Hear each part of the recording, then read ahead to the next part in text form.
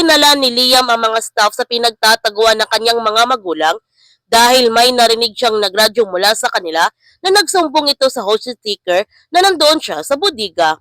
At ang ibig sabihin nito, isa sa kanilang kasabwat ng mga hostage taker na nagpanggap bilang staff ng resort.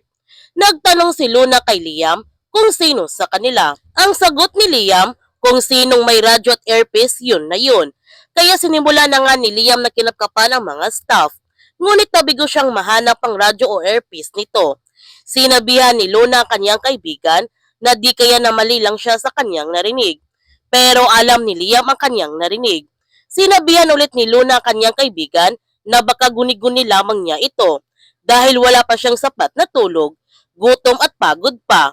Napataasa naman ang boses ni Liam si Luna dahil hindi ito naniniwala sa kanya at sinabihan niya ang kanyang kaibigan na hindi guni-guni ang kanyang narinig. Malakas pa rin ang kanyang hinala na isa sa kanilang kasabot ng mga hostage taker at hindi nga nagkamali si Liam sa kanyang hinala dahil isa sa mga staff ang kasabot ng mga hostage taker dahil pasikreto niyang kinuha ang radyo na tinago niya sa harina. Nagkagulo na nga ang mga staff dahil inilaglag na nilang isa't isa ang kanilang sama na loob kay Greta. Samantala, pinagalitan ni Greta si Wendy dahil hindi niya tinupad ang kanyang pinangako.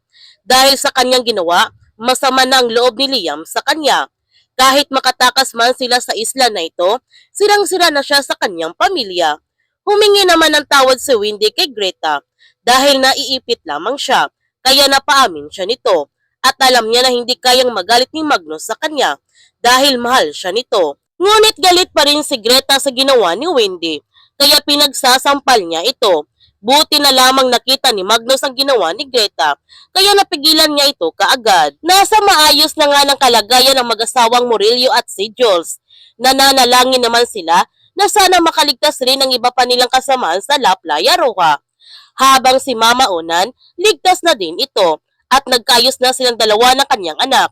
Ngunit ang mga hostages na naiwan sa La Playa Roja ay gumagawa sila ng paraan upang makatakas sa banquet hall na hindi sila dadaan sa pinto. Pinagdugtong nila ang mga bagay sa banquet hall upang doon sila dadaan sa kisame. Pero ito si Maddie, muntik na sana niya magalaw ang bomba dahil gusto niya kunin ang gamot na kanyang ina. Buti na lamang naalala niyang sinabi ni Dado at hindi niya ito tinuloy. Ngunit pinagalitan naman si Maddie ng ibang hostage sa kanyang ginawa at pinagtanggol naman ni Mike ang kanyang anak. Mahuhuli kaya ni Liam ang kasabwat ng hostage taker? Yan ang ating abangan sa Roja. Kung bago ka pa channel ko, don't forget to like, subscribe, and click notification bell para palagi kang updated sa mga videos na upload ko. Thank you for watching and God bless to everyone!